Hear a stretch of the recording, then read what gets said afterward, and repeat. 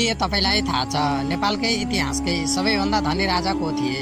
पृथ्वीनारायण शाह वा राजा वीरेन्द्र होइनन्। ती थिए मल्लकालका राजा यक्ष मल्ल, जसको पालामा काठमाडौँ उपत्यकालाई सुनको देश भनिन्थ्यो र विदेशी व्यापारीहरू यहाँ सुन किन्न आउँथे। उनीसँग यति धेरै सम्पत्ति थियो कि आजको डलरमा हिसाब गर्ने हो भने उनी खरबपति हुन्थे। यस्तै तथ्यका लागि फलो गर्नुहोस्। के तपाईलाई थाहा छ नेपालकै इतिहासकै सबैभन्दा धनी राजा को थिए? पृथ्वीनारायण शाह वा राजा वीरेन्द्र होइनन्।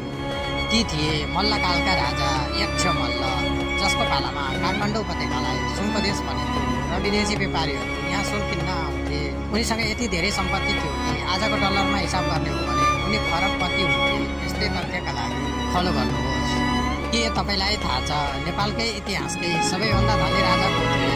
पृथ्वीनारायण शाह वा राजा वीरेन्द्र होइनन्। ती थिए मल्लकालका राजा यक्ष मल्ल, जसको पालामा काठमाडौँ उपत्यकालाई सुनको देश भनिन्थ्यो र विदेशी व्यापारीहरू यहाँ सुन किन्न आउँथे।